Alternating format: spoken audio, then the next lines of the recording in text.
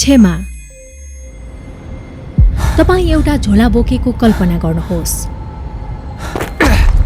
प्रत्येक झुट, प्रत्येक स्वार्थी कार्य, प्रत्येक क्रोधित शब्द, प्रत्येक हठीपनाहरू, तिनीहरू सबै त्यो झोलामा राखिएको ढुङ्गाहरू जस्तै हुन्। सुरुमा त्यो त्यति नराम्रो लाग्दैन, तर समय बित्दै जाँदा यो भारी हुँदै जान्छ र यसको भार घट्दैन तर बढ्दै जान्छ। यीशुले एक पटक एउटा कथा भन्नुभयो। कुनै एकजना नोकरले आफ्नो राजाबाट अकल्पनीय ऋण लियो, 10,000 सुनको बोरा।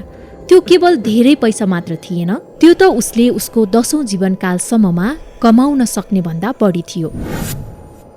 र जब राजा हिसाब माग्न आए, नोकर खाली हात राजाको अगाडि उभियो। उसले बिन्ती गर्यो र भन्यो, कृपया धैर्य गर्नुहोस्, म यो सबै ऋण फिर्ता गर्नेछु। तर उसलाई र राजा दुवैलाई यो राम्रोसँग थाहा थियो कि उसले त्यो ऋण फिर्ता गर्न सक्दैन। नोकरसँग त्यो ऋण चुक्ता गर्ने कुनै आशा थिएन। तर त्यसपछि त्यहाँ नसोचेको कुरा भयो। राजालाई दया लाग्यो अनि उसले त्यस्तो काम गरे जुन नोकरले मागेको पनि थिएन। उनले सबै ऋण रद्द गरिदिए, पूर्ण रूपमा माफ गरिदिए। यस कथा हाम्रै बारेमा हो। ऋण सुन होइन, पाप हो। जब हामी चुक्छौँ, हामीले आफैमाथि भार थप्छौँ र सत्य यो हो कि हामीले यो पापको ऋण हामी आफैले तिर्न सक्दैनौँ।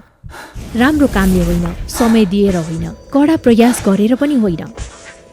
हामीसँग हजारौं जीवन भए पनि हामी थुप्रोमा भार थप्दै जान्छौँ। हामी जति लामो समय बाँच्छौँ, यो त्यति नै खराब हुँदै जाँदछ। त्यसो भए हामी के गर्ने त? अझ धेरै समय माग्ने? आफैले यसलाई ठिक गर्ने प्रयास गर्ने? होइन, हामीले गर्न सक्ने एउटै मात्र कुरा छ, राजाको पाउ पर्ने र दया गर्नुहोस् भन्ने। र जब हामी त्यसो गर्छौँ, हामीले कहिले कमाउन नसक्ने कुरा पाउँछौँ, र त्यो क्षमा हो। हामी यसको योग्य छौँ भनेर होइन, तर किनभने राजा परमेश्वर आफै दयाले भरिपूर्ण हुनुहुन्छ। अब तपाईँले भार बोक्नु पर्दैन। तपाईँले वहन गर्न नसक्ने ऋण तिर्न प्रयास गर्नु पर्दैन। तपाईँले गर्नुपर्ने भनेको परमेश्वरसँग दयाको लागि माग गर्नु हो र न्याय गर्न सबै अधिकार भएको राजाले बरु तपाईँलाई अनुग्रह दिनुहुनेछ। त्यो नै क्षमा हो। त्यो असल समाचार हो। र यो केवल असल समाचार मात्र होइन, यो हामीसँग भएको एकमात्र आशा हो।